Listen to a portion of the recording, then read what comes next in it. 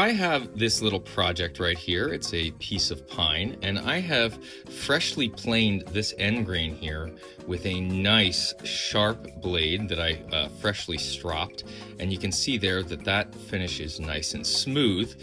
And on the other side, I have planed it with a blade that is quite dull. And you can see how that is much more rough than that surface. Okay, the quality is quite different.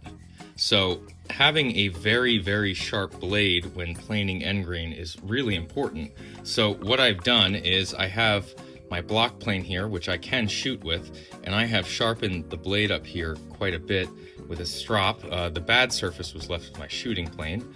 And now I'm just going to take that yucky surface and take a few swipes with